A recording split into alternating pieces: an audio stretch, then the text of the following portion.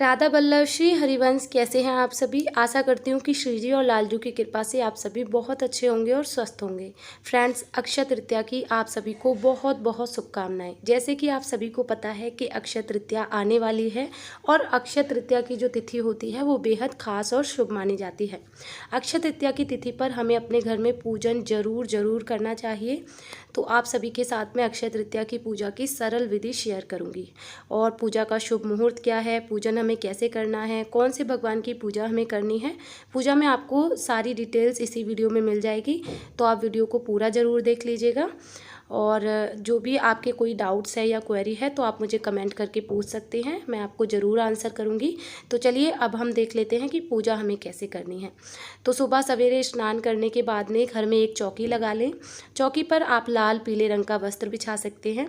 उसके बाद में फूलों का आसन देते हुए हम भगवान श्री हरि विष्णु जी की प्रतिमा को विराजमान करेंगे। फ्रेंड्स, अक्षय तृतीया के दिन भगवान श्री हरि विष्णु जी की और माता लक्ष्मी की पूजा विशेष रूप से की जाती है। और उसके बाद में मैं यहाँ पर अक्षत ले रही हूँ। अक्षत टूटे हुए नहीं होने चाहिए। अगर आपके पास में गेहूँ है तो आप गेहूँ की ढेरी भी लगा सकते हैं, क्योंकि इस दिन अनाज का विशेष महत्व होता है। लेकिन मेरे पास गेहूँ नहीं थे, इसीलिए मैंने यहाँ पर चावलों की ढेरी लगाई है।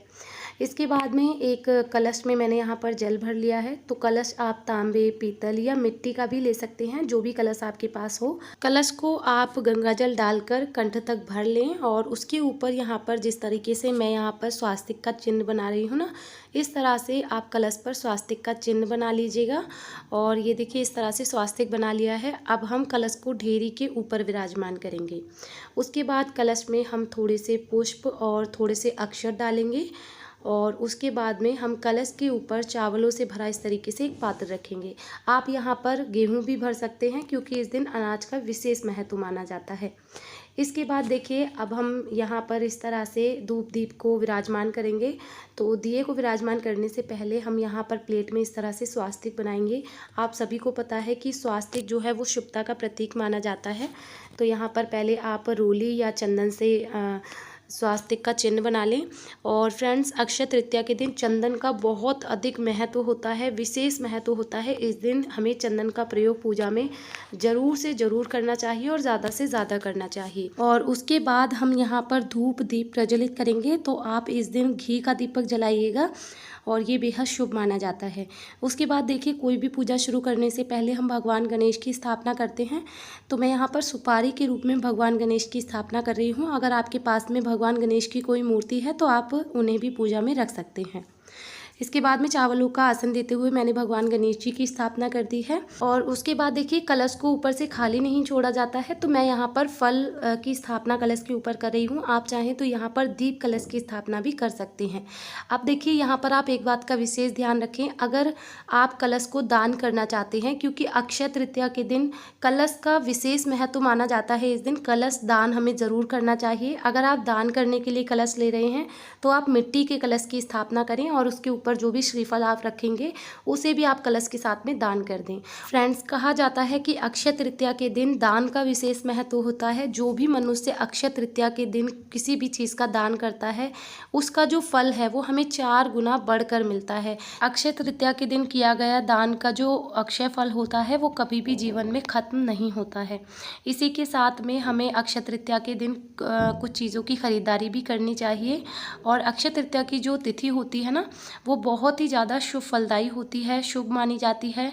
इस दिन आपने सुना होगा कि अक्षय तृतीया के दिन जो विवाह, जिन लोगों के विवाह में देरी होती है या फिर विवाह की तिथि नहीं निकल पाती है, तो बिना तिथि के आप अक्षय तृतीया के दिन विवाह का मुहूर्त जो है वो बहुत ही ज़्यादा शुभ माना जाता है। तो आप बिना मुहूर्त के भी अक्षय तृतीया की तिथि पर आप जो है विवाह इत्यादि कर सकते हैं, कोई भी शुभ कार्य कर सकते हैं। इस दिन सोना चांदी खरीदते हैं तो वो बहुत ही ज़्यादा शुभ माना जाता है। इसी दिन हम ज़मीन वगैरह भी खरीद सकते हैं, या फिर अगर आपने नया मकान बनाया है तो आप उसका मुहूर्त वगैरह भी कर सकते हैं, बहुत ही ज़्यादा शुभ माना जाता है। इसी के साथ हमारी पूजा पूर्ण हो जाती है। और उसके बाद में देखिए, इस तरह से हम हाथ में थोड़े से अक्षत और फूल लेकर के अक्षय तृतीया की कथा आप ज़रूर पढ़ें या फिर सुने। और उसके बाद में अक्षय तृतीया की कथा पूर्ण हो जाने के बाद में आपने हाथ में जो पुष्प और तिल लिए हैं उन्हें आप भगवान श्री हरि विष्णु जी के चरणों में समर्पित कर दें। और उसके बाद प्रेम पूर्वक आप भगवान की आरती करें। फ्रेंड्स, बहुत ही सरल तरीके के साथ में मैंने आपको भगवान जी की पूजा करना बताई है। अक्षय तृतीया के दिन आप घर में पूजा जरूर से करें। इस दिन की गई पूजा का फल भी हमें 4 गुना बढ़कर ही मिलता है। पूजा पूर्ण हो जाने के बाद में हाथ जोड़कर भगवान श्री हरि विष्णु और माता लक्ष्मी जी से प्रार्थना करें। पूजा में रही कमियों के लिए क्षमा याचना करें और अपने घर में सुख शांति की कामना करें। इस तरह से हमारी अक्षय तृतीया की पूजा पूर्ण हो जाती है। फ्रेंड्स, अगर आपके घर में लड्डू गोपाल है तो इस दिन आप लड्डू गोपाल की पूजा भी जरूर से करें। उन्हें भी चौकी पर जरूर विराजमान करें।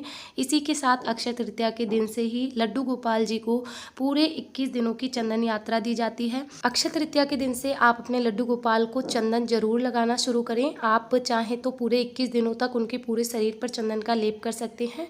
अगर पूरे 21 दिनों तक आप चंदन का लेप नहीं कर सकते हैं तो फिर आप जो है अक्षय तृतीया के पहले दिन आप लड्डू गोपाल के पूरे शरीर पर चंदन का लेप करें और उसके बाद केवल उनके मस्तक पर भी चंदन का लेप कर सकते हैं।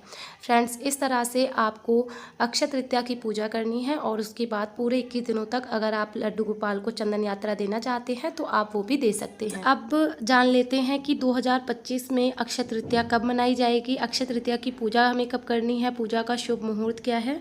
तो देखिए, वैशाख माह के शुक्ल पक्ष की तृतीया तिथि को हम अक्षय तृतीया कहते हैं और अक्षय तृतीया की जो तिथि है वो 29 अप्रैल शाम 5:31 से शुरू होगी और तिथि का जो समापन है वो 30 अप्रैल दोपहर 2:13 पर होगा। इसीलिए अक्षय तृतीया की जो तिथि है वो 30 अप्रैल 2025 दिन बुधवार को मनाई जाएगी और इसी के साथ पूजा करने का जो शुभ मुहूर्त रहेगा वो सुबह 5:41 से लेकर दोपहर 12:18 तक रहेगा। और इसी तिथि पर भगवान विष्णु के 6वें अवतार यानी कि परशुराम जी का जन्म भी हुआ था। अक्षय तृतीया के दिन विशेष रूप से भगवान विष्णु जी और माता लक्ष्मी जी की पूजा करते हैं और इसी के साथ इस दिन भगवान गणेश और कुबेर देव की पूजा करना भी बेहद शुभ माना जाता है। फ्रेंड्स, आई होप कि आज का वीडियो आप सभी को पसंद आया होगा। वीडियो अगर थोड़ा सा भी हेल्पफुल लगा हो तो वीडियो को लाइक कीजिएगा। चैनल पर पहली बार आए हो तो चैनल को सब्सक्राइब कर लीजिएगा। जल्दी ही मिलूंगी अगले वीडियो में, तब तक के लिए आप सभी को राधे राधे, हरे कृष्णा।